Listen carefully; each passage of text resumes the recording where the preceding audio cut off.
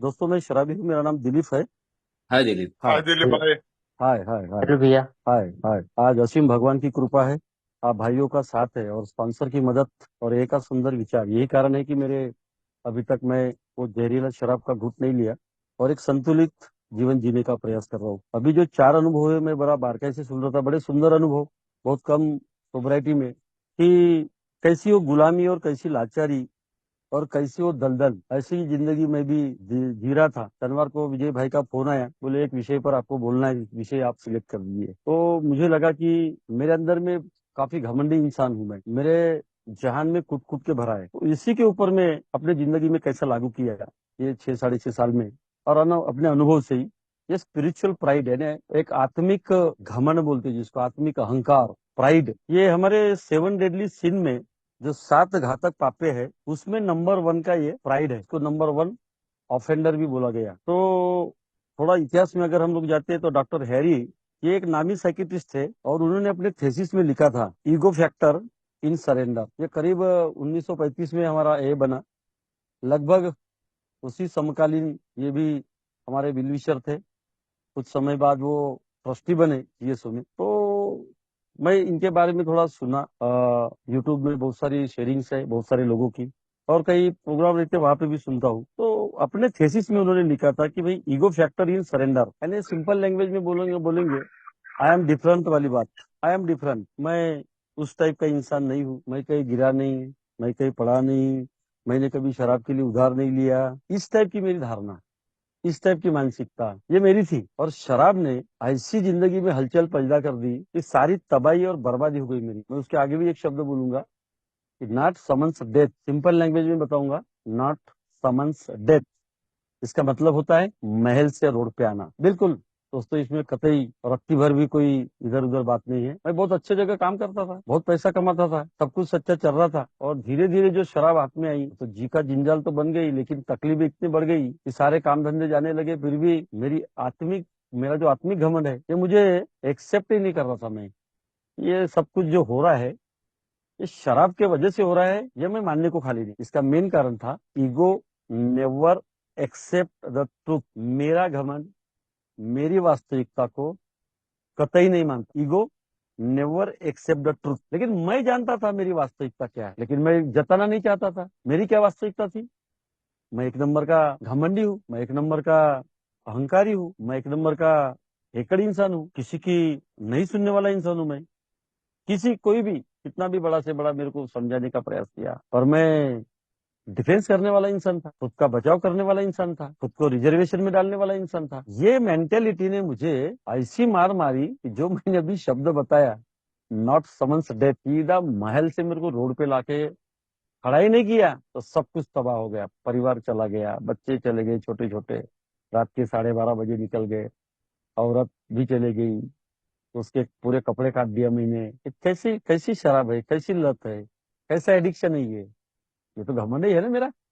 ये आत्मिक घमंड कितना उफान मार रहा है मेरा अंदर ही अंदर। अल्कोहलिज्म में मैं किसी के बाप को नहीं सुनता था, कभी सुना भी नहीं। 15 से 18 साल तक का मेरा अल्कोहलिज्म है, और उस अल्कोहलिज्म में आज मैं कभी कभी थोड़ा पीछे जाता हूँ, 6 साढ़े 6 साल पहले, कि साला वो कैसी यार जिंदगी थी, ये क्या पागलपन था, क्या गुलामी थी। अभी बताया कैसी ये साली लाचारी, कैसी ये बेबसी, माइंड का पूरा सफोकेटेड माइंड, ऐसा खिंचाव और तनाव, संतुष्टि कोई नाम की नहीं थी, क्योंकि मैं किसी को स्वीकार नहीं करता था। अभी विजय भाई ने बताया कि हातराकन को मुझे अनकंडीशनल सरेंडर बोला इन्होंने। अभी कोई रिजर्वेशन नहीं, अभी कोई डिफेंस नहीं, अभी बताया अनकंडीशनल सरेंडर। पर मैं हुआ ही नहीं ना। मैं क्यों सरेंडर हूँ? क्योंकि मैं तो पढ़ा लिखा इंसान हूँ, मैं तो स्टेटस वाला इंसान हूँ, मैं नॉलेजेबल इंसान हूँ। ये मेरे प्रेजुडाइज थे, ये मेरे पूर्वाग्रह और मेरी पूर्वधारणा थी। ये मुझे शराब रोकने के लिए बार बार कारागिर साबित होते थे। इसीलिए मेरा शराब बंद होता ही नहीं था, क्योंकि सारे के सारे नरक के द्वार मेरे अहंकार और घमंड ने खोल दिए, सारे के सारे नरक के द्वार। बावजूद मैं मान नहीं रहा हूँ। इसका मेन कारण था कि भाई मेरे अंदर में बहुत ज्यादा भ्रम था। किस चीज का भ्रम था? कि मैं पढ़ा लिखा हूँ, बहुत अच्छे अच्छे डिपार्टमेंट में काम करता हूँ, बड़े बड़े लोगों के साथ में रहता हूँ, बड़े बड़े लोगों के साथ में पार्टियों में बैठता हूँ, वहाँ मान मिलता है, सम्मान मिलता है, इस टाइप की। क्योंकि पेमेंट मैं कर रहा हूँ तो मान सम्मान मिलेगा, लेकिन वो टेम्पररी था, वो कोई परमानेंट नहीं था। 2-3 घंटे के बाद में पीना पाना हो गया, बिल दो और निकलो।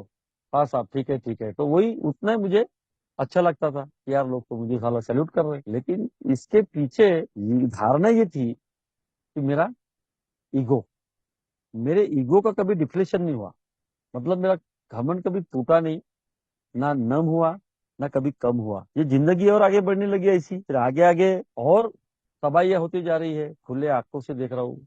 बर्बादियां हो रही है, खुले आंखों से देख रहा हूँ। एक ऑपरेशन हो गया मेरा, 8 दिन हॉस्पिटल में रहा, 9वें दिन टाके टूटे और डॉक्टर ने बोल दिया मुझे कि देखो बोले अभी तुम्हारा ताजा ताजा ऑपरेशन है, बोले 8 दिन हो गए, बोले तो अभी टाके निकालने के लिए आओगे तो बोले शराब नहीं पीना है। मैंने टाके निकाला दूसरे दिन, उसी दिन शराब पिया मैंने, उसी दिन। जैसे मैं वो हॉस्पिटल से बाहर निकला और सामने देखता हूँ तो बियर बार है। यानी मेरे को मरने का भी खौफ नहीं है, मुझे मरने का भी डर नहीं कि साला मैं मरूंगा तो मेरे परिवार का क्या होगा, मेरे छोटे छोटे बच्चे मिसेस का क्या होगा। इसका भी मुझे कोई मलाल नहीं, ये शराब करवा देगी। पर मैं मान ही नहीं रहा हूँ, इसके बहुत सारे कारण थे। एक्सेप्ट ही नहीं कर, एक्सेप्टेंसी थी नहीं मेरे अंदर में, कभी नहीं मैंने एक्सेप्ट किया, किसी की बातों की एक्सेप्ट नहीं किया मैंने। वो एक उदाहरण दिया जाता है ना यहाँ पे कि वो किंग बेबी सिंड्रोम, इसमें मैंने सुना था, बहुत सारे लोगों ने शेयरिंग किया है कि माँ के पेट में जब बच्चा होता है उसको क्वीन बेबी सिंड्रोम नहीं बोला, किंग बेबी सिंड्रोम, यानी मेल, लड़का। तो बच्चा जब मम्मी के पेट में रहता है तो अंदर ही अंदर लाता मारता है, अंदर ही अंदर लाता मारता। वहीं से मेरी शुरुआत हो गई, ये बताने के लिए मुझे कोई प्रॉब्लम नहीं है, वहीं से शुरुआत हो गई। फिर बाहर निकलने के बाद में थोड़ा कुछ भी हो गया तो रोना धोना बहुत ज्यादा ही, गवगवा करना, बहू करना, और धीरे धीरे बढ़ते गया तो स्वीकार भाव नहीं, किसी की सुनने वाली बात नहीं। फिर अल्कोहलिज्म में तो उससे भी खतरनाक मामला कि मैं बोलूं सो कायदा, सेल्फ विल रन राइट। यानी मेरी बात घर वालों ने 100% मानना चाहिए। यानी मैं बहुत बड़ा लकमा हो गया, यानी बात सही था, नवाबी था मेरा, हर लोगों ने मेरी बात मानना ही चाहिए, खास तौर से औरत में तो मानना ही चाहिए। अरे भैया क्यों मानेंगी, वो क्यों मानेंगी? मैं गलत भी कर रहा हूँ तो मानेंगे कैसी? लेकिन वो मनवाने के लिए मैं उसके ऊपर में प्रेशर डालता हूँ, दुनिया भर का प्रेशर, जबकि मैं गलत हूँ। उनको पता है, मुझे नहीं मालूम। तो ये जो बादशाही था और ये नवाबी था बहुत खतरनाक रहता था शराबी दिनों में, और मैं वही नहीं रुकता था, उल्टे सीधे काम, 420 के काम, रुपया देने के काम, ये भी चालू। और इसका कारण ये था कि मैं हैंडल कर लूंगा, कोई भी गाज गिरेंगी। अभी भैया ने बताया लाता खाया लाता मारा, भी सुन रहा था मैं। ये सारी नौबतें मैं देख रहा हूँ खुले आंखों से, समाज देख रहा, भाई देख रहा, बहन देख रही। मेरा भाई इतना परेशान होता था कि जिसकी कोई हद नहीं, मेरे को साइकेट्रिस्ट के लॉकअप में डाला कि भाई इसकी शराब छूट जाए। और साइकेट्रिस्ट के लॉकअप से मैं 8 दिन के बाद में निकला, दोनों हाथ और पैर को इलेक्ट्रिकल के साथ दे रहे थे, हाई डिग्री के। और जिस दिन मेरी छुट्टी हो गई, 9वें दिन, तो साइकेट्रिस्ट डॉक्टर पवन, आस्था हॉस्पिटल के डायरेक्टर साइकेट्रिस्ट, उन्होंने मुझे बोला था कि बोले देखो अभी तुम शराब पियोगे तो मर जाओगे। बावजूद मुझे नहीं माना, वहां से निकला और शराब ही पिया। फिर सऊदी दिन सेंटर में रहा, व्यसन मुक्ति में रहा। वहां पे भी मुझे 100 दिन समझाया कि भाई देखो तुम यहाँ से जाने के बाद में एक ही मीटिंग करो। कहा मैंने एक्सेप्ट किया, बड़े मुश्किल से दिखावा करने के लिए मिसेस को लेके गाड़ी पे लाता था, 2 महीने, 2.5 महीने, 3 महीने, किसी से जान नहीं पहचान नहीं, अपना आना और निकल जाना। क्या समझेगा प्रोग्राम, क्या प्रिंसिपल है, क्या तत्व है, क्या कंसेप्ट है, कुछ ध्यान नहीं। केवल मैं मिसेस को लेकर दिखावा करने के लिए आ रहा था और मस्त अंदर ही अंदर हंसता था, केवल दिखावा था। 3 महीने के बाद में बाहर बाहर इधर शराब हाथ में आ गई, मीटिंगें बंद, दिखावा ज्यादा था। और ऐसी जमीन चाटा, फिर 2 साल औरत आई नहीं, यदि निकल गई तो दोबारा आई नहीं। बहुत कठिन समय, बहुत यातना, रहने के लिए घर था, घर चला गया, काम धंधे थे। फिर भी मैं नहीं मान रहा हूँ। मैं 19 लाख रुपए रेलवे में फोर पीट हो गए, जब्ती हो गए। दूसरा आदमी रहता तो सवर जाता था, सवर जाता था। लेकिन मैं मानने को तैयार नहीं। इतना खतरनाक मेरा घमंड, 19 लाख रुपए मेरे कैश फॉरफिट हो गए सेंट्रल रेलवे में, फिर भी नहीं मान रहा मैं। और आखिर का पड़ाव ऐसा आ गया कि सीधा रास्ते पे आ गया, फुटपाथ पे आ गया, भीख मांगने लगा। बावजूद उसके मैं मानने को तैयार नहीं, शराब शुरू हुई। फिर आखिरी का पड़ाव आ गया कि घाटों में रहने लगा, रहने के लिए जगह नहीं। ऐसी अवस्था हो गई थी, 7-8 महीने में घाटों में रह चुका हूँ। लेकिन ग्रेस ऑफ घाट, इधर का मैसेज मिला, बड़ी बेकार अवस्था थी। इसलिए मैंने वो जब ये शब्द बोला था कि नॉट समन्स डेथ, सीधा महल से रोड पे आना। ये जिंदगी किसी के नसीब में ना हो। साला लाइन लगा के खाना मिलता नहीं मिलता, रात में सोने के वांदे, पानी के वांदे, सुबह चाय पानी, सब सब तास नस। लेकिन दोस्तों ये यहाँ आने के बाद में ये सब्जेक्ट पर मैंने सुना और समझ में आया कि भैया शराब ये मेरा प्रॉब्लम नहीं है, और शराब की मुक्ति सब कुछ नहीं है। सोबराइटी इज बेयर बिगिनिंग बोला गया, सात्विकता ये शुरुआत, केवल शुरुआत। अभी लास्ट ईयर विलीडी का 54th बर्थ सेलिब्रेशन था, उन्होंने ये बात बोली थी। अभी 5th आ रहा है, अभी अभी उनका प्रॉपर डे हुआ है। उन्होंने वही बात बोला था, मैं सुना था ऑनलाइन में। सोबराइटी इज बेयर बिगिनिंग, सात्विकता ये केवल शुरुआत है। कि जैसे जैसे इधर शराब बंद होना चालू हो जाती है, फिर मेरा गुब्बारा भरने लगता है, क्योंकि कदम की प्रैक्टिस नहीं। कदम लेने के लिए भी मैंने टाइम लिया, 1 महीने में स्पॉन्सर नहीं किया, 2 महीने में नहीं किया, 3 महीने में स्पॉन्सर किया। क्योंकि सोच ये थी, नहीं नहीं मैं तो सब कुछ जानता हूँ, यानी भ्रम, ज्ञानी होने का भ्रम। इंसान की मूर्खता सबसे ज्यादा मेरी रहने के बाद में भी मैं अपने आप को मानता ही नहीं था। क्यों नहीं मानता था? कि भाई I am always right, I am always right, ये धारणा, मैं बाकी लोगों से सही हूँ, बाकी लोग गलत है, ये धीरे धीरे और बढ़ने लगा घमंड। जैसे जैसे सोब्राइटी बढ़ते गई और घमंड बढ़ने लगा, दुनिया भर के घमंड पालने लगा मैं। कुछ लोग शेयरिंग के लिए बुला रहे, अरे वाह क्या बात है, जिस भी ग्रुप में जाता हूँ मुझे ही शेयरिंग मिलती है, कोई वर्कशॉप में जा रहा हूँ तो मुझे ही शेयरिंग मिलती है, ये घमंड। कोई मिनी कन्वेंशन में जा रहा हूँ, वहां शेयरिंग मिल रही है, ये घमंड अभी भी। लेकिन ये जो गुब्बारा है मेरा, ये गुब्बारा फूटा नहीं अभी भी पूरी तरह। इसलिए ये जो हमारे 12 कदम है, ये 12 कदम ईगो डिप्लेशन का काम करते हैं, मजबूरी से ही। वो हमारे 12/12 में लिखा है, इस 12 कदम की अगर मैं अवहेलना करता हूँ तो मैं मौत का वारंट साइन करता हूँ। ये सादे सादे भी नहीं बोला है, ये बहुत बड़ी उसके पीछे पीछे सिग्निफिकेंस है, अर्थपूर्ण है। लेकिन युगों में ये होता था कि मुझे जल्दी पहुंचना है, कोई भी काम को निर्णय गलत भी होगा तो भी मुझे लेना है, कोई भी काम रहे, तड़का फड़की निर्णय, और जल्दी पहुंचना है। कोई भी काम करूंगा तो सबसे आगे होके करूंगा। लेकिन उसमें लाश ही खाता था, कोई प्रोग्रेस नहीं होता था उसमें, क्योंकि विनम्रता नहीं, विनम्रता ही नहीं ना। विनम्रता अगर रहती, थोड़ा पेशेंस रहता, तो इस टाइप का काम नहीं होता था ना। हमारे 28 अप्रैल का डेली रिफ्लेक्शन है, स्पिरिचुअल प्रोग्रेस यानी क्या, एक ही लाइन में बता दिया। वहां लिखा है स्पिरिचुअल प्रोग्रेस यानी क्या, आध्यात्मिक विकास यानी क्या है। वहां लिखा है विनम्रता पहला, और दूसरा लिखा है जिम्मेदारी। जिम्मेदारियों से भागता था ना मैं, क्योंकि इसलिए भागता था कि भाई मैं कर लूंगा, मैं देख लूंगा, किसी की जरूरत नहीं है। और विनम्रता तो थी ही नहीं। ऐसे दुनिया भर के मेरे अंदर में एब ऐसे शराब ने क्रिएट कर दिया था जिसकी कोई हद नहीं। आज grace of God Kadam number 3 है मेरे लिए, भाई जैसी परिस्थिति है मुझे स्वीकार करना पड़ेगा। जैसा पहला कदम शराब के मामले में, जैसा मैं एक्सेप्ट करता हूँ, 100% एडमिट करता हूँ, तो शराब का प्रॉब्लम दूर होने के बाद में और प्रॉब्लम क्रिएट होते हैं। कोई एक ही प्रॉब्लम नहीं है, क्योंकि पूरे 12 कदम में आधे लाइन में आया है केवल अल्कोहल। लेकिन बाकी 11.5 स्टेप्स में उसका कहीं पर भी रेफरेंस या कहीं पर भी लवलिश नहीं। इसका मतलब ये समझ में आता है 4th स्टेप इन्वेंट्री में, कि मेरे में दुनिया भर के गलत एप थे, दुनिया भर के। ये में आने के बाद में भी कम नहीं, जुआ है, लैटरी है, सट्टा है, फिर घर की औरत अच्छी नहीं लगती, बाहर में ये है, ये है, ऐसा नहीं है। शराबखोरी में मेरे पास में गेस्ट हाउस के मेंटेनेंस के काम रहते थे, हर गेस्ट हाउस में 8-10 लेडीज काम करती थी, लेकिन नजर जाती थी। पर आज नहीं है वो, क्योंकि आज प्रोग्राम है, आज प्रोग्राम है, आज रेपुटेशन का मामला है, आज स्टेटस का मामला है। मैं यहाँ बहुत सारे उदाहरण देखता हूँ लोगों के, बहुत आजकल थोड़ा घूमता हूँ सर्विस में, चंद्रपुर, वनी, वरोरा, बल्लार से। एक उदाहरण बताता, अभी अभी की बात है, साल 1.5 साल विजय भाई थे, हमको वनी में एक प्रोग्राम हमको वनी में एक प्रोग्राम में बुलाए थे। नरेश भाई, मेरी और विजय भाई की शेयरिंग हो गई, और विजय भाई ने मेरी गलती निकाला, लेकिन मैं नहीं मान रहा था। ये है मेरा स्पिरिचुअल प्राइड, मैं नहीं मान रहा था।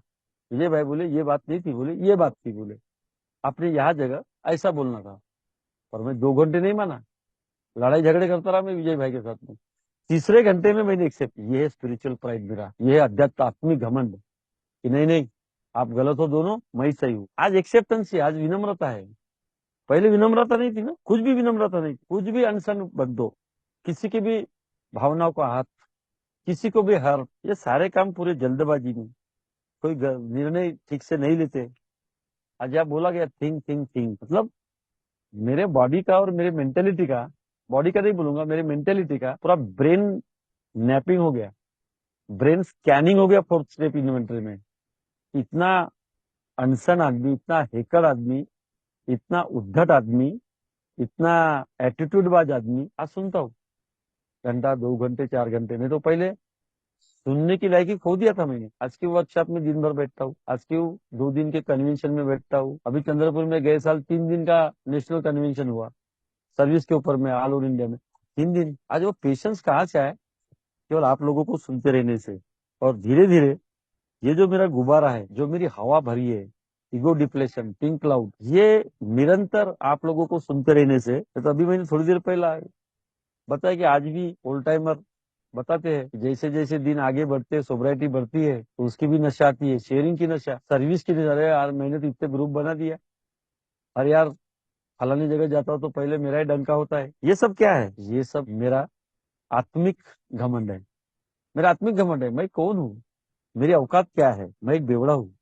ये मेरी औकात है, ये मैंने नहीं भूलना है जीवन भर, मरते दम तक एक बेवड़ी की औकात हूँ मैं। ये जो आइडेंटिफिकेशन या आइडेंटिफाई किया है आज, तो अल्कोहलिक एनोनिमस ने किया है, आप लोगों ने किया है। तो मेरी क्या औकात है? मैं कौन हूँ? मेरी क्या लेवल है? मेरी क्या स्टेटस है?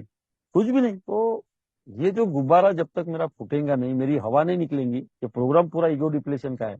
स्पिरिचुअल प्राइड का मतलब ही सीधा सीधा ईगो का डिप्लेशन, जो हम किंग बेबी सिंड्रोम में भी सुनते हैं हमेशा।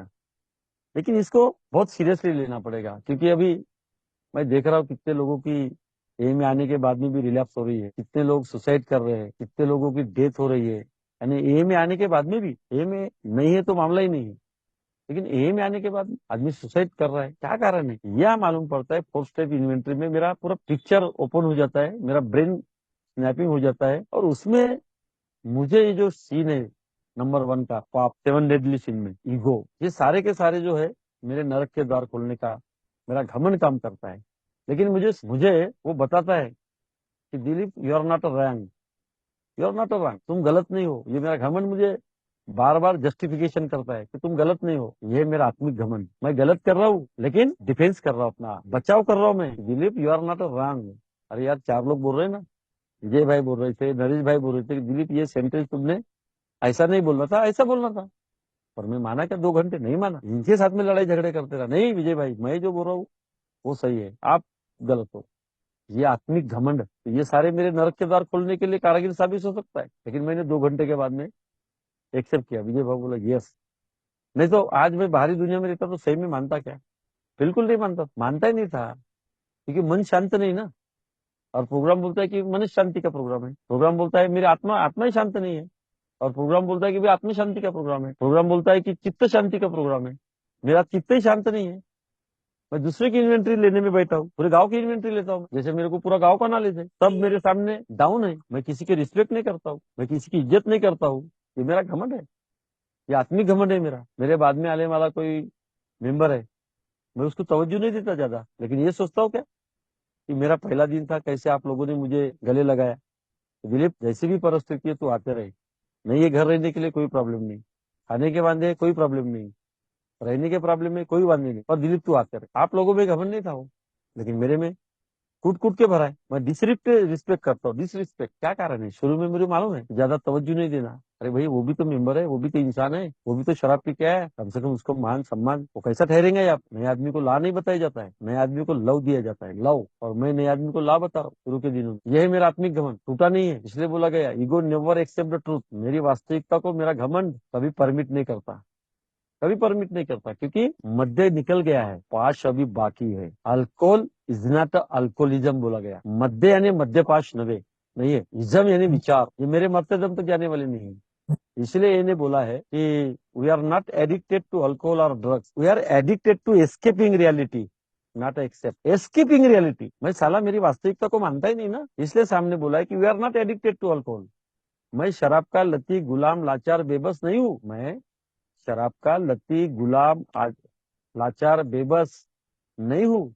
मैं किस चीज का लाचार गुलाम और एडिक्टेड हूँ? तो मैं डिफेक्ट ऑफ कैरेक्टर्स का एडिक्टेड हूँ। मेरे स्वभाव दोषों का मैं लतबाज हूँ, नशेबाज हूँ मैं। ये मेरे जो एब है, मेरे जो दुर्गुण है, मेरे जो 7 डेडली सीन है, इसको मैं पकड़ के रखता हूँ, इसको पकड़ के रखता हूँ। मैं छोड़ना ही नहीं चाहता। पता है आप लोगों से बताया कि ये सब, इससे दारू हाथ में कभी भी आ सकती। मेरे को ये 7 डेडली सीन को छोड़ना पड़ेगा, पर मैं छोड़ता हूँ क्या?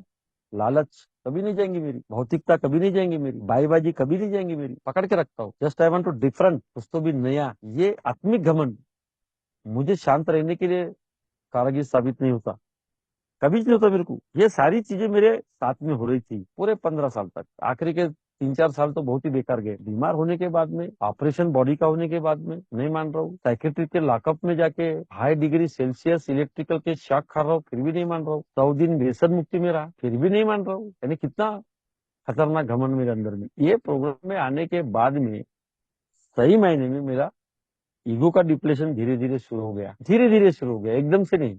नहीं हुआ कि भाई भगवान मेरे से बड़ा है, मैं अपने आप को भगवान नहीं समझू। हमारे दूसरे कदम में दिया है, हायर पावर का कंसेप्ट दिया है।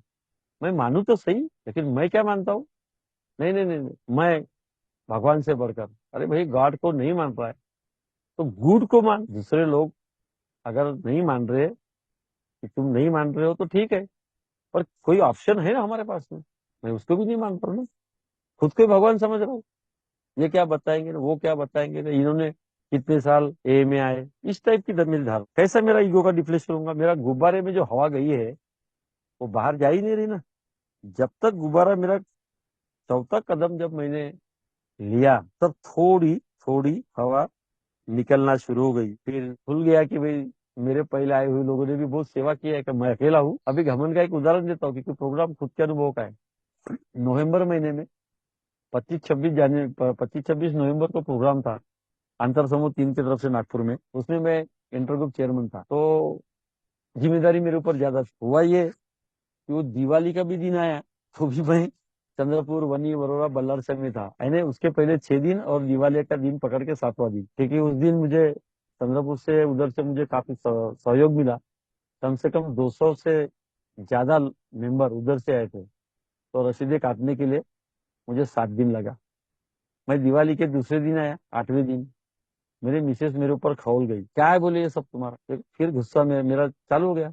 अरे मैं बोला, यार तुमको साला पाल रहा हूँ, गरम गरम खाने को दे रहा हूँ, मैं ठंडा खा रहा हूँ, मैं रात दिन उधर काम कर रहा हूँ, और तुम आते ही मेरा परेड ले रहे हो। तो मिसेस नाराज हो गई, थोड़ा वातावरण गर्म हो गया, और गर्म होने के बाद में 2-3 दिन के बाद में शांत हो गया। लेकिन फिर वो चिंगारी बीच बीच में भड़कती रही। फिर घर में एक दिन ऐसा ही थोड़ा सा तनातनी हो गई, मेरा भी घमंड सर पे चढ़कर बोलने लगा। मैं 2-3 दिन के लिए घर के बाहर चला गया। एक दोस्त का परडी पर गेस्ट हाउस है, वहां पे चला गया, और स्पॉन्सर को फोन कर दिया।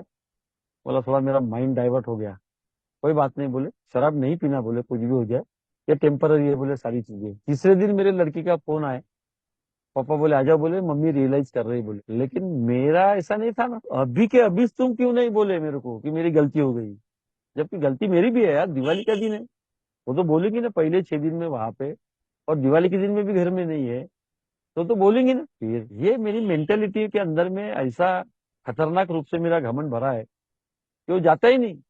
छोटी छोटी बात भी होगी तो उसका बाहु बनाना, उसको बहुत बड़ी मतलब बहुत बड़ी सिचुएशन क्रिएट करना, रहती छोटी सी। उस समय अगर मैंने बोल दिया रहता कि भाई ठीक है सॉरी यार, गलती हो गई, मैं काय को मैं वहां से घर से 2-3 दिन रहा उधर में, वो तो कम से कम उसको रियलाइज हुआ, मुझे रियलाइज नहीं हुआ। लड़की ने फोन किया, पापा बोले आजा बोले, मम्मी बुला रही बोले, रियलाइज कर रही बोले। वो तो देखो, अभी इतने साल के बाद में भी, मैं मेरा उदाहरण बताओ, मैं दूसरे की इन्वेंटरी नहीं लेता कभी। मतलब इतना सही ढंग से सारा वातावरण चालू है, काम धंधे बरोबर है, बच्चे बरोबर पढ़ रहे हैं, एटमोस्फेयर बहुत अच्छा है, बावजूद उसके तो ये जो मेरा गुब्बारा है, ये गुब्बारा जब तक फूटेगा नहीं तब तक मेरा ईगो का डिप्लेशन नहीं होगा। ईगो का डिप्लेशन होना निहायत ही जरूरी, क्योंकि ये प्रोग्राम है पूरा का पूरा ईगो के ऊपर में। क्योंकि एक शराबी का जब तक घमंड और अहंकार नहीं टूटता, उसकी शराब बंद नहीं होती। ये मैं मेरे अनुभव से बोल रहा हूँ, ये मेरे अनुभव से इसलिए बोल रहा हूँ कि मेरे को 17-18 साल लगे ना, फिर भी सारी दारू बंद नहीं हो रही। सब कुछ तबाही, सब कुछ खत्म, रास्ते पे आ गया, रोड पे आ गया, जमीन चाट रहा हूँ, घाटों में रह रहा हूँ, ना सारा कोई रिस्पेक्ट है, ना कोई इज्जत है ना। कुत्ते की मौत मर गया था मैं आज से 6.5 साल पहले।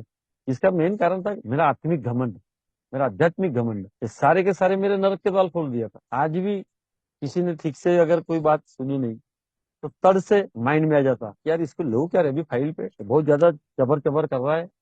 ऐसा होता है मन में। लेकिन प्रोग्राम है, आज आज ये प्रोग्राम मेरे साथ चलता है। अगर शायद प्रोग्राम नहीं होता, तो ये तीसरा कदम नहीं होता, तो प्रॉब्लम और ज्यादा क्रिएट होता था। क्योंकि मैं कोई भी चीज को बहुत ज्यादा खींचता हूँ, बहुत ज्यादा तानता हूँ। इससे क्या होता है, चीज वही रहती है, लेकिन मेरा जो ब्रॉड माइंड का एक्सप्लोजन हो जाता है पूरा का पूरा, और उसका भुगतान मुझे भी भोगना पड़ता है। बहुत उदाहरण देखा मैंने। कोई भी चीज ख्वाबों में बड़े बड़े काम, अरे क्यों बड़े बड़े काम, छोटे छोटे लो ना यार। लेकिन मैं अपने आप को नहीं समझा रहा हूँ, ख्वाब इधर से पैसा लेना, उधर से पैसा लेना, उनको बड़े बड़े ख्वाब दिखाना दूसरे को। अभी मैं दो तीन उदाहरण देख रहा हूँ, लोगों से पैसे लेना, फिर ये प्रोजेक्ट है, वो प्रोजेक्ट है, फिर बाद में सारे प्रोजेक्ट खत्म।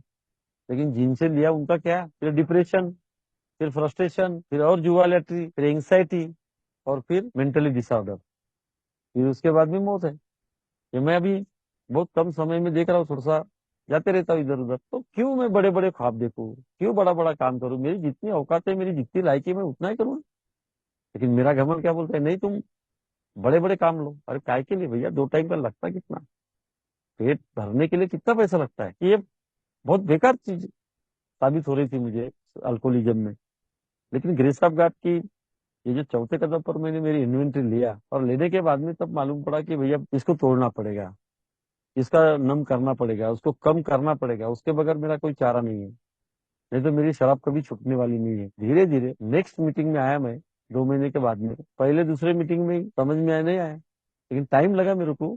पर मेरा घमंड टूट गया था करके मैं बैठने लगा, मेरा अहंकार धीरे धीरे खच्चीकरण होने लगा करके मैं बैठने लगा। और फिर मैंने पाया कि ये या तो एक जिंदगी का एक नया आयाम की तरफ लेके जा रहा है ये प्रोग्राम, जिंदगी का एक नया आयाम। शायद बाहरी दुनिया में मेरी दारू बंद होती तो ये आध्यात्मिकता क्या है, स्पिरिचुअलिटी क्या है, ये 12 स्टेप्स क्या है, 12 प्रिंसिपल्स क्या है, 12 कंसेप्ट क्या है, ये मेरे को नहीं मालूम पड़ते थे। और सबसे इम्पोर्टेंट कि एक जिंदगी जीने का जो एक पर्पज है, एक कोई उद्देश्य या कोई मकसद, क्योंकि आज से 6 साढ़े 6 साल पहले कोई लाइफ का उद्देश्य नहीं था, कोई मकसद ही नहीं था, क्योंकि घमंड बहुत बहुत था, अहंकार से भरा हुआ इंसान था मैं, तो किसी की सुनने वाला काम ही नहीं था ना। लेकिन मुझे लगता था कि मैं जो कुछ कर रहा हूँ वही सही कर रहा हूँ। और ये क्या थी, जस्ट आई और एम तुमने wandering here and there like animal. मैं भटक रहा था इधर उधर। लेकिन यहाँ आने के बाद में एक नया सिग्निफिकेंस मेरे लाइफ को ये प्रोग्राम ने दिया, एक अर्थपूर्ण, एक मीनिंगफुल, पर्पजफुल, एक उद्देश्यपूर्ण, एक मकसदपूर्ण जीवन इस प्रोग्राम ने आपको बार बार सुनते रहने से, प्रयास करने से मेरे, आज देखता हूं मैं क्या खुशनुमा जिंदगी है, कितनी खुशनुमा जिंदगी है। मैं तो साला पहले ऐसी जिंदगी थी कि हमेशा डिप्रेशन, फ्रस्ट्रेशन, और ऐसी गुलामी की जिंदगी, ऐसी लाचारी की जिंदगी, ऐसी दलदल में फंसा था। ये बात मैंने शुरू में ही बोला था, गुलामी, लाचारी, दलदल, कभी शराब छूटेंगी नहीं छूटेंगी। और आज विजडम दिया, आप लोगों को सुनते रहने से प्रोग्राम ने मुझे विजडम दिया, एक स्वतंत्रता दिया, फ्रीलांस कर दिया। ये फ्रीलांस और विजडम नहीं था पहले, गुलामी और लाचारी की जिंदगी बसर कर रहा था। आज बोल सकता हूँ मैं कि ये में आने के बाद में मेरे जिंदगी का मुख्य उद्देश्य क्या है। पहले तो सोच भी नहीं आती थी कि क्या उद्देश्य है, क्या पर्पज है, क्यों जी रहा हूँ। ऐसा लगता था पहले, रात में घर में जा रहे तो साला रात काटने के लिए जा रहे। बताओ, बस रात निकल जाए, 3 बजे पैटिया उठ के दारू पीता था, ऐसा पागल हो गया था मैं शराब के मामले में।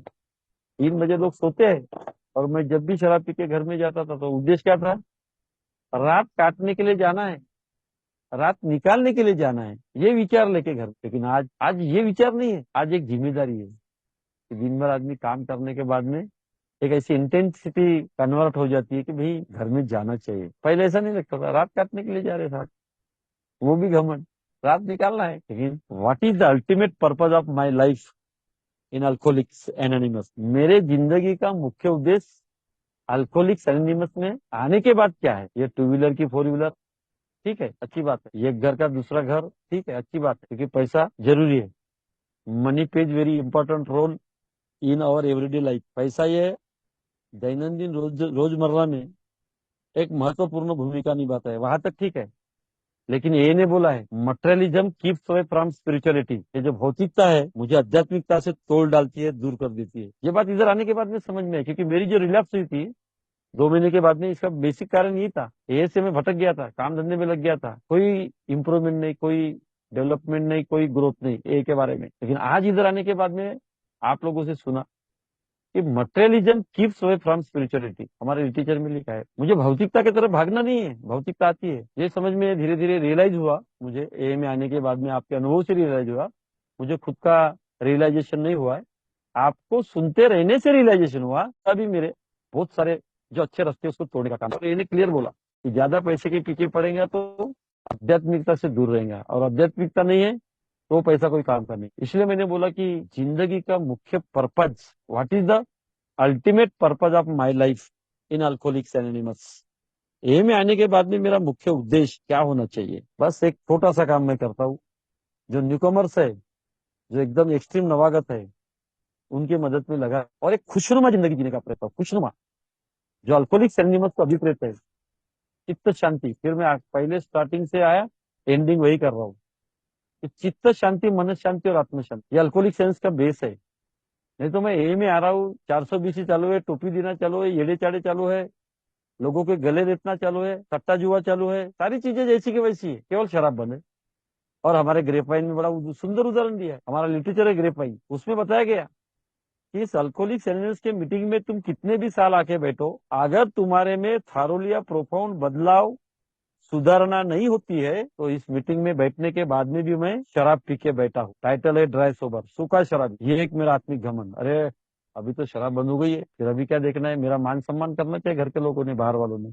आत्मिक घमंड। लेकिन विनम्रता कहीं नजर नहीं आ रही है, ईमानदारी कहीं नजर नहीं आ रही है, कोई काम जिम्मेदारी से नहीं करना है। ये प्रोग्राम नहीं, 12 कदम 12 प्रिंसिपल का प्रोग्राम मुझे एक जिम्मेदार बनाता है। विनम्रता, जब तक मेरा ईगो का डिफ्लेशन नहीं होगा, मेरा स्पिरिचुअल प्राइड खत्म नहीं होगा, मेरा आत्मिक घमंड, आत्मिक अहंकार, आध्यात्मिक घमंड, आध्यात्मिक अहंकार मेरा कम नहीं होगा, तब तक मेरे अंदर में विनम्रता नहीं आएगी। हमारे कार्यक्रम का एक बेस है, अभी जैसे कि मैंने बताया कि स्पिरिचुअल प्रोग्रेस, स्पिरिचुअल ग्रोथ यानी क्या, और डेली रिफ्लेक्शन में लिखा है बड़ा सुंदर, विनम्रता और जिम्मेदारी, ये हमारा स्पिरिचुअल प्रोग्रेस। और इस स्पिरिचुअल प्रोग्रेस को हमारे अंदर, मेरे अंदर में जो घमंड है, जो मेरा स्पिरिचुअल प्राइड है, क्योंकि स्पिरिचुअल प्राइड सबसे ज्यादा सोब्राइटी में आता है, सबसे ज्यादा सोब्राइटी में आता है। अगर मेरी सोब्राइटी अगर दाव पे लगती है, तो ऐसे स्पिरिचुअल प्राइड का कोई मतलब नहीं है, क्योंकि मेरी पहली प्रायोरिटी मेरी सोब्राइटी है। अगर मुझे मेरी सोब्राइटी को टिका के रखना है, तो डेफिनेटली मुझे स्पॉन्सर लेके, ओल्ड टाइमर लेके, मेरे अंदर में जो भी शॉर्टफॉल्स है, शॉर्ट कमिंग्स है, कमजोरियां है, उसके लिए मुझे बैठना पड़ेगा, बताना पड़ेगा, ओपन माइंड से बताना पड़ेगा। अभी वो बोरखे वाला काम नहीं।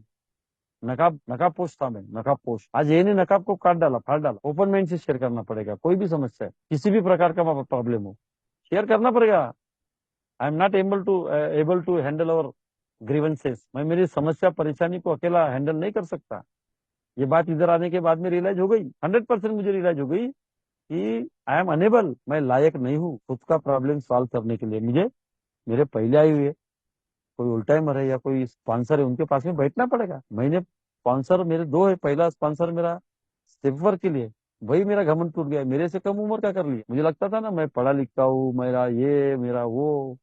मेरे स्पॉन्सर मेरे से 4-5 साल से उम्र में कम, वही अपना घमंड को तोड़ना पड़ा मुझे। मैं बोला कोई प्रॉब्लम नहीं, वहां कंपैरिजन कर रहा था। मैं बोला आपकी उम्र कितनी है? बोले तुमसे कम है। बोले, बोला कोई बात नहीं। मैं तो वही पीवी, फिर एक स्टेट स्पॉन्सर। तो वहां मेरा घमंड टूटता है। नहीं तो मैं बोलूंगा कि अभी सारी चीजें मैं हैंडल कर सकता हूँ, तो ये मेरा बहुत बड़ा स्पिरिचुअल प्राइड, ये बहुत मेरी आत्मिक अहंकार और घमंड, तो ये सारे मेरे नरक के द्वार खोलने के लिए कारागिर साबित हो सकती है, 100%। क्योंकि मेरे सारे नरक के द्वार ये अहंकार नहीं, ये आध्यात्मिक और आत्मिक घमंड और अहंकार नहीं खोल देते, लेकिन ग्रेस ऑफ गॉड कि मैं इधर आप लोगों के साथ में टिक गया, और एक खुशनुमा जिंदगी बोल सकता हूँ, एक हैप्पी जॉयस जिंदगी में बहुत बड़ी अच्छी से कम पैसे में कर रहा हूँ। क्योंकि शराब छोड़ने का प्रोग्राम नहीं है। ए में आने के बाद में धीरे धीरे मालूम पड़ जाता है कि अल्कोहलिक सेंस का प्रोग्राम शराब छोड़ने का नहीं है। बिल साहब ने भी लिखा है कि the alcoholic anonymous programme is not a get to sober. केवल और केवल शराब छोड़ने का ये अल्कोहलिक सेंस का प्रोग्राम नहीं है। The alcoholic anonymous programme is happy joyous fearless success than get to sober. Fearless, एक डर मुक्त जीवन, डर मुक्त जीवन, आजादी, गुलामी से आजादी। शराबी था, गुलाम था, लाचार था, बेबस था। आज गुलामी लाचारी नहीं है, आज विजडम है। प्रोग्राम ने विजडम दिया है। इसलिए इन्हें बोला है कि एक आत्म शांति, चित्त शांति और मनस शांति, ये सारी चीजें आने के लिए 12 कदम बहुत निहायत ही जरूरी है। नहीं तो अगर 12 कदम नहीं ले रहा हूं मैं और केवल मीटिंग में आके बैठ रहा हूँ, तो डेफिनेटली मेरी रिकवरी होंगी। लेकिन आप लोग बताते, ओल्ड टाइमर बताते कि भाई सोबराइटी का क्या, what is the meaning of sobriety, क्या मायने रखता है सात्विकता। वो सारे के सारे जो गलत एप थे, 7 डेडली सिंस, इसके ऊपर में जब मैं स्पॉन्सर के साथ में बैठकर 4 स्टेप इन्वेंट्री में ये सातों के सात घातक पापे, घमंड है, खुन्नस है, बाईबाजी है, पैसा है, लालच है, इसके ऊपर में मैं इन्वेंट्री लेता हूँ, तो धीरे धीरे मेरे अंदर में विनम्रता आती है। और फिर विनम्रता मेरे चेहरे पे तो झलकना चाहिए, लेकिन साथ ही साथ मेरे घर वालों के साथ में, क्योंकि ये प्रोग्राम एहसास करने का है। ये प्रोग्राम ज्यादा बताने का नहीं है, ज्यादा दिखाने का नहीं है, क्योंकि इनर हार्ट से एक रिफ्लेक्शन मेरे चेहरे पे आता है। इनर हार्ट से एक रिफ्लेक्शन आता है, और वो रिफ्लेक्शन मेरे घर में दिखना चाहिए। क्योंकि यहाँ बोला गया है कि भाई मेरी सोबराइटी के साथ साथ, मेरी रिकवरी के साथ साथ, जिसको मैंने सबसे ज्यादा तड़पाया, दुखाया, वो है मेरी फैमिली। वो मेरे फैमिली के चेहरे पे भी 12 बजे नहीं दिखना चाहिए। नहीं तो आज भी अगर मैं बोलूँ कि मेरे हिसाब से सारी चीजें होना चाहिए, वही घमंड, वही अहंकार अगर रहता है, तो फिर रत्ती भर भी फर्क नहीं पड़ेगा मेरे अल्कोहलिक एनोनिमस में आने के बावजूद भी। मैं बोलूंगा बड़े बड़े डाइस में जाके कि charity begins at home and family after work, एक एक घंटा शेयरिंग करूंगा, इसमें कोई मतलब नहीं रहेगा। वो रिफ्लेक्शंस मेरे परिवार के चेहरे पे दिखना चाहिए, उनके हाव भाव में दिखना चाहिए, उनके व्यवहार में दिखना चाहिए। डर मुक्त लगना चाहिए मेरे परिवार को, मेरी मिसेस रहे, बच्चे रहे, भाई रहे, बहन रहे, एक डर मुक्त। अभी किसी बात का डर नहीं, आजादी। तो आज मैं वो 6.5 साल से मेरे परिवार में देख रहा हूँ। कल की बात है, मेरी मिसेज बोलती है, पैठणी घेऊन देता का, पैठणी साड़ी। वो कहा आया था अभी, बोले अपना सालगिरह है ना, बोले तुम भी अपने लिए ब्लेजर लो। मैं बोला मेरे तो पैर कबर में जा रहे। मजाक मजाक में, नहीं नहीं बोले अभी 20वीं अपनी एनिवर्सरी है, बोले बोला अभी टाइम है ना अगस्त में निकले, नहीं चला मैंने, तुम्हें चलो बोले तुम मेरे साथ। तो लड़के बच्चे, मैं, कितना अच्छा लगता है, कितना मतलब एहसास। अभी 6.5 साल पहले ऐसी जिंदगी नहीं थी, कभी नहीं थी ना। बच्चे के ठीक से बर्थडे होते थे ना, क्योंकि मैं अपना घमंड में, अपने पीने खाने में, अपने दोस्तों में मशगूल। कल की बात है, मेरी मिसेस बोलती चलो तुम मेरे साथ, मैं लेके दूंगी बोले आपको ब्लेजर और पैठनी भी, आप केवल साथ में चलो। कितना आदमी को अंदर से ऐसा खुशनुमा लगता है कि यार क्या जिंदगी मिली भगवान। तो भाऊ मेरा टाइम भी हो गया है, सॉरी 5-7 मिनट ज्यादा ले लिया। और ओवरऑल मुझे मेरे ईगो को डिफ्लेक्शन करना पड़ेगा, मेरा आत्मिक घमंड को तोड़े बगैर, क्योंकि यहाँ 12/12 में क्लियर लिखा है कि अगर मैं ये 12 कदम को मेरी जिंदगी में आत्मसात नहीं करता, या मैं इस 12 कदम की अवहेलना करता हूँ, तो मैंने मेरा डेथ वारंट साइन कर लिया, जिसमें मेरा ईगो का डिफ्लेशन 100% होता है। ये मेरा खुद का उदाहरण है, मैं वही प्रोग्राम जीने का प्रयास कर रहा हूँ। इस प्रोग्राम को मुझे आत्मसात करना पड़े, मैं प्रयास कर रहा हूँ इस पूरे 12 कदम को आत्मसात करने का। थैंक यू वेरी मच विजय भाऊ, आपने मुझे मौका दिया, और आप सभी लोगों ने शांति से सुना। थैंक यू वेरी मच, जो मेरे अनुभव थे मैंने बताया अपने अनुभव से। Thank you very much.